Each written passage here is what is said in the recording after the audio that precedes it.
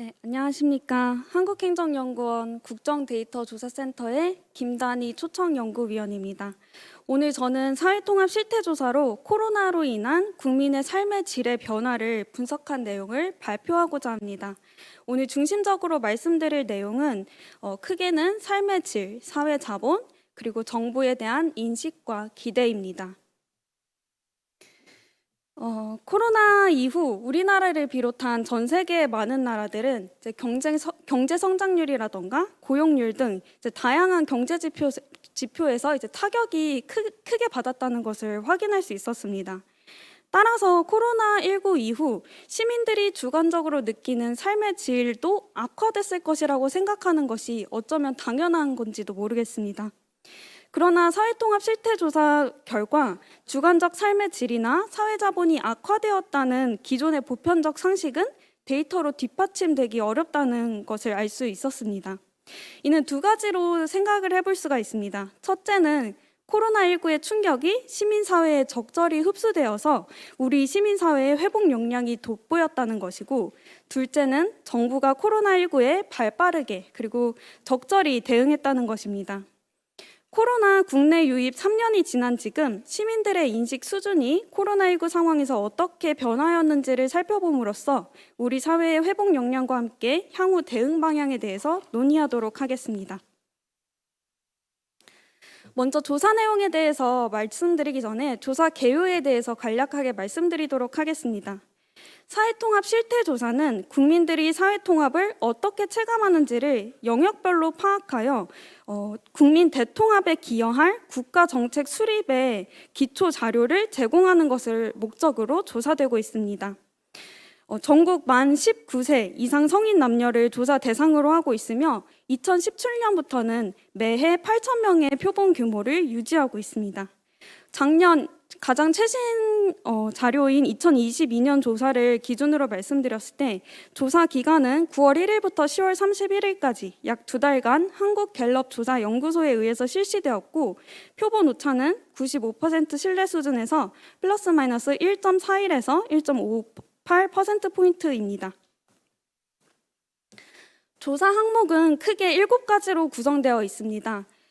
주관적 웰빙과 역능성, 사회 참여, 정치 참여, 사회적 소통, 신뢰, 거버넌스, 공정성, 관용성, 사회 보장 등의 그 7가지 측면을 조사하고 있고, 통계 처리를 위해서 개인 관련 사항도 같이 조사하고 있습니다. 사회통합 실태조사는 2011년에 사회통합 실태조사, 사회 갈등 실태조사, 그리고 공정성 실태조사를 실시하면서 시작되었고, 2014년에 하나로 통합되었고 통계청의 국가 승인 통계로 지정되었습니다. 그 이후로 표본 규모를 키우고 조사 방법을 정교화하는 등의 발전이 있었습니다.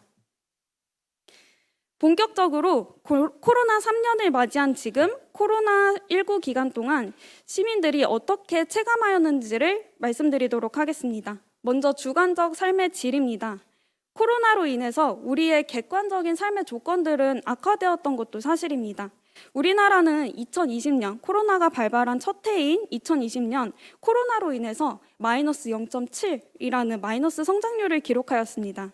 그렇지만 이거는 다른 OECD 국가들에 비해서는 상당히 좋은 수치였습니다. 다른 OECD 국가들은 더 큰 폭으로 경제가 더 안 좋아졌기 때문입니다. 이는 우리 시민사회가 다른 나라들에 비해서 비교적 코로나에 잘 적응했고 대응했다는 것을 의미합니다. 그렇다면 코로나 3년 주관적 삶의 질이 과연 악화되었는지를 분석한 내용을 말씀드리도록 하겠습니다. 먼저 팬데믹 상황에서 시민들이 코로나에 대한 강한 불안감을 갖고 있었던 것이 사실입니다. 갤럽 조사에 따르면 2020년 2월부터 주기적으로 실시했던 조사에서도 코로나에 대한 국민들의 걱정 수준이 50%에서 많게는 83%까지 높게 나왔습니다. 이 공포감이 강했던 가운데 그렇다면 사회에 대한 안전인식도 낮아졌을지를 분석했습니다. 사회통합 실태조사에서는 우리나라 시군구, 읍면동에 대한 안전인식을 이제 세 가지로 이제 조사를 하였는데요.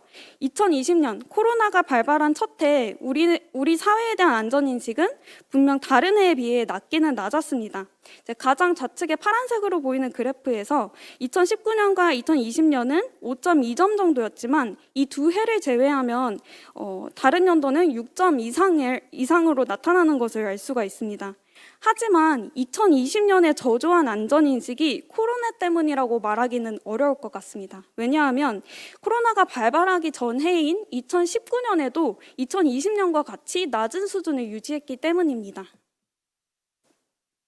다음은 주관적 웰빙 수준을 보도록 하겠습니다. 주관적 웰빙의 긍정인식은 어제 얼마나 행복했는지, 삶의 전반적 만족은 어떠했는지, 자신이 하는 일의 가치는 어떻게 평가하고 있는지를 11점 척도로 측정을 하였습니다. 전반적으로 비슷한 추세를 유지하고 있는 가운데 코로나가 발발한 2020년에는 전년도에 비해서 아주 살짝은 낮아진 것을 확인할 수가 있는데 전체 문항이 11점 척도로 측정됐다는 걸 감안했을 때 0.1점의 감점은 큰 폭의 변화라고 보기는 어려울 것 같습니다. 마찬가지로 주관적 웰빙의 부정인식을 조사하였습니다. 걱정, 어제 얼마나 걱정하였는지, 어제 얼마나 우울했는지를 측정을 하였는데 이 문항도 코로나가 발발한 2020년에 더 증가하지 않았습니다. 오히려 0.2점 정도 더 낮아진 것을 볼 수가 있습니다. 하지만 이 역시 11점 척도에서 0.2점이라는 건 굉장히 낮은 비중이기 때문에 특별히 코로나로 인해서 걱정이나 우울 수준이 변화했다고 보기는 어려울 것 같습니다. 그렇다면 사회의 상황에 대한 만족과 전망은 어떻게 변화했는지를 보도록 하겠습니다. 화면에서 보시는 것은 우리 사회의 정치 상황, 민주주의 상황, 경제 상황의 현재 상태와 미래 전망에 대한 평가와 함께 이제 본인의 경제 상황의 현재 상황 그리고 미래 상황에 대한 평가를 이제 같이 그린 것입니다. 2018년, 2020년, 2022년을 비교한 것인데 이 각 스파이더 플랫 안에서 보시는 것은 응답자들의 월 평균 수입의 구간별로 본 것입니다. 그래서 2018년을 가장 좌측에 2018년을 보시면 수입이 가장 낮은 구간이 당연히 이런 전망들이 낮은 것을 확인할 수가 있고 특히나 본인의 경제 상황과 전망에 대해서 더 안 좋게 평가한 것을 볼 수 있습니다. 그런데 2020년 코로나가 발생한 2020년에는 이 소득 구간별로 격차가 더 벌어진 것을 확인할 수가 있습니다.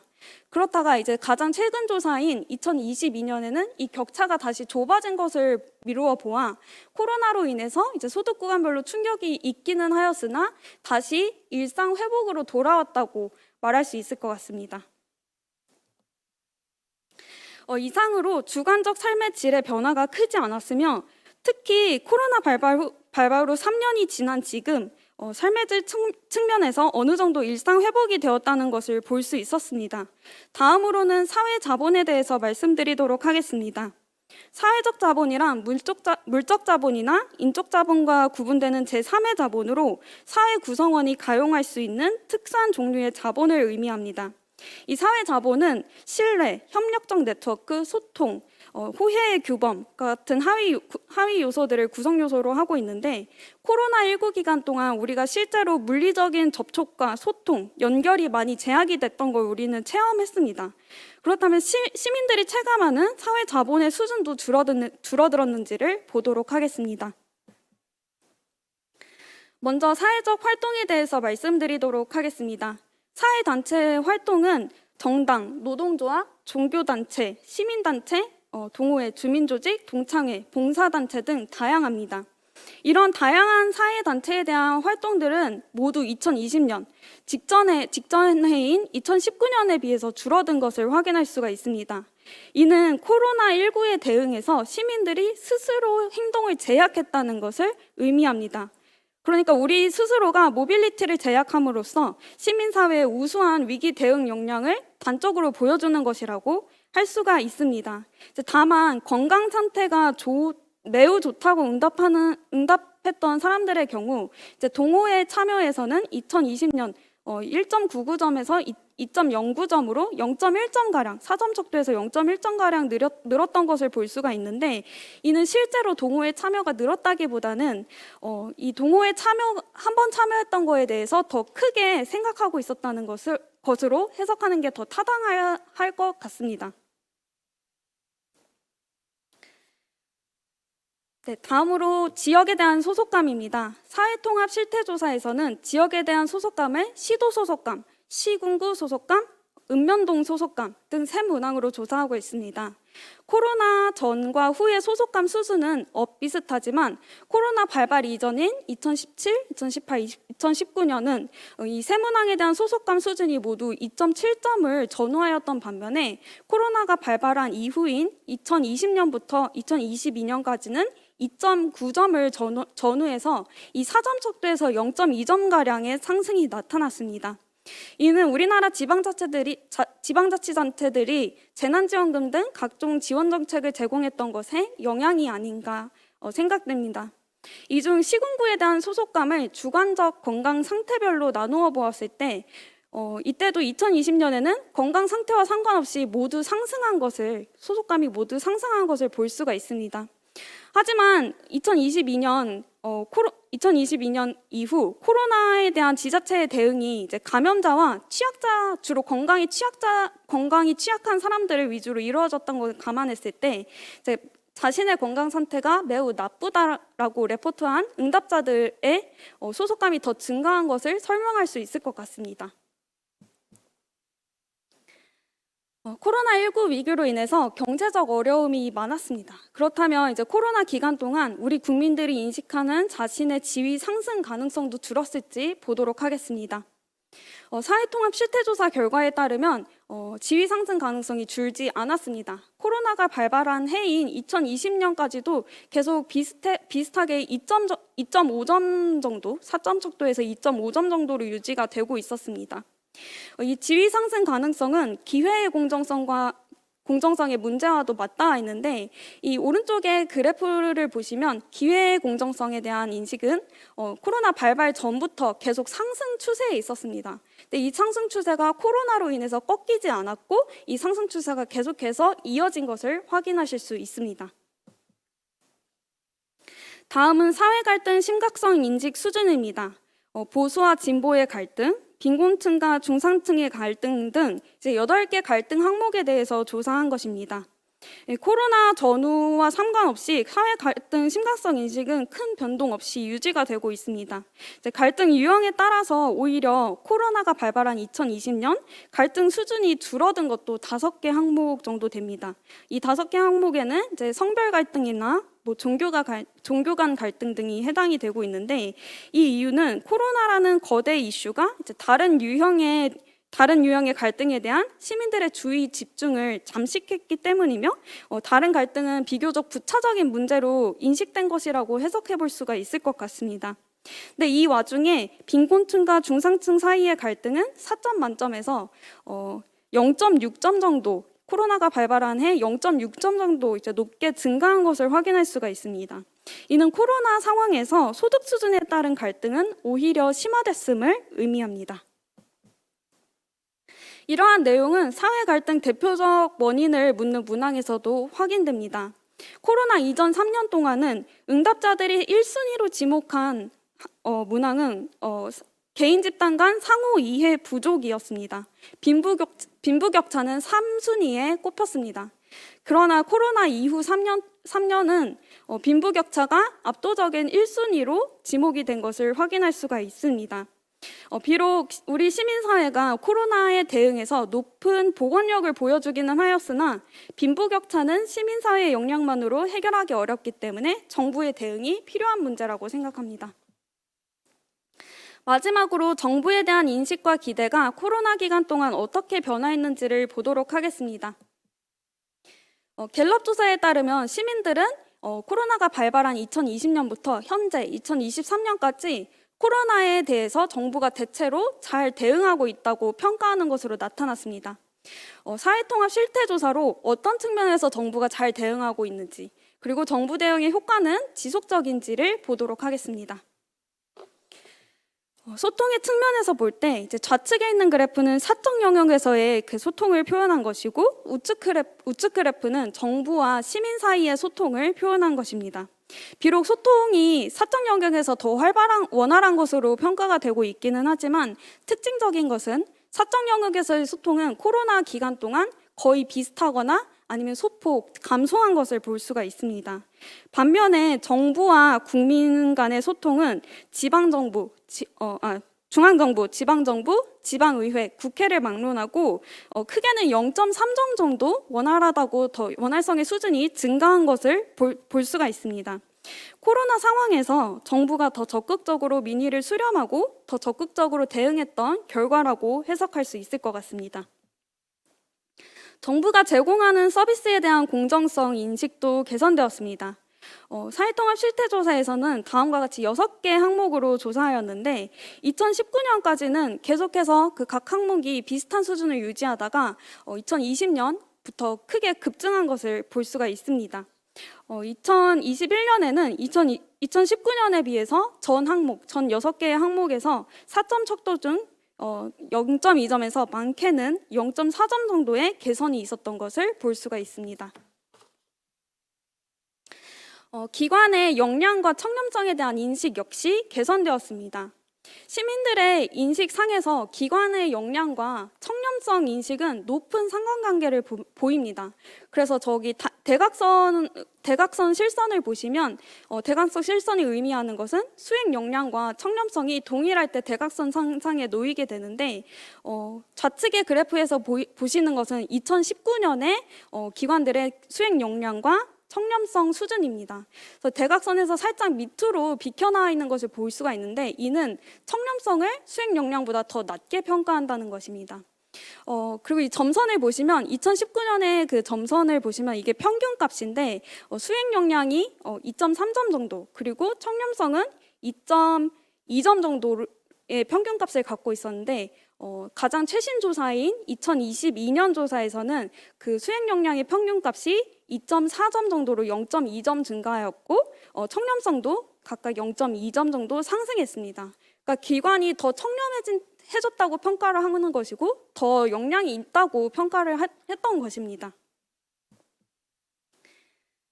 사회 갈등 해소와 사회 통합의 중심적 역할을 해야 할 집단의 순위를 묻는 문항에서도 큰 변화가 보였습니다. 코로나 이전 3년에서는 정부를 1순위로 지목한 응답자가 전체 2만 4천 명 중에서 8천 명이 넘었습니다. 그리고 국회를 1순위로 지목한 응답자가 5천 명 가량이었습니다. 그런데 코로나 이후 3년에서는 정부를 1순위로 지목한 응답자와 국회를 1순위로 지목한 응답자가 각각 6, 7천 명 정도로 유사한 수준을 보였습니다. 이것은 국회의 역할에 대한 시민들의 기대와 요구가 더 커지고 있다는 것을 나타냅니다. 이상의 조사 결과의 해석으로 우리 사회가 코로나19의 충격을 비교적 잘 흡수했다는 것을 말씀드렸습니다.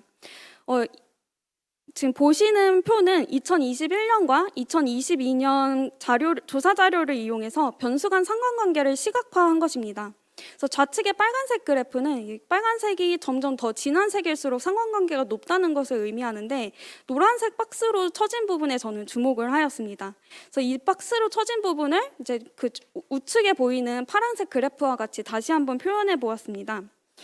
이 파란색 그래프가 의미하는 것은 사회가 안전하다고 인식하는 사람일수록 우리나라 상황에 대해서 더 만족하고 우리나라의 향후 5년의 전망을 더 긍정적으로 인식한다는 것을 의미합니다. 즉 코로나19와 같은 재난 상황에서는 안전의 문제가 굉장히 중요하고 안전하다고 느낄수록 사회 전망을 더 밝게 인식한다는 것입니다. 우리 사회는 코로나 위기 상황에서도 꽤나 안전한 나라였습니다.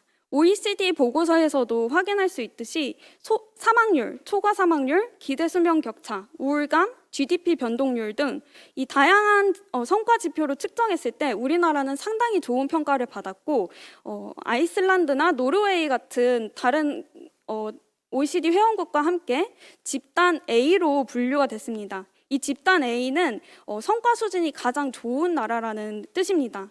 근데 이 우리나라 정부의 우리나라 상황에 코로나 대응 성과는 단지 정부의 역할만으로 해석할 수는 없습니다.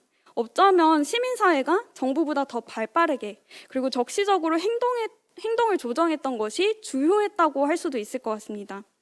다른 사람들을 배려하면서 먼저 마스크를 쓰고 방역에 적극적으로 협조한 결과라고 볼 수 있을 것입니다.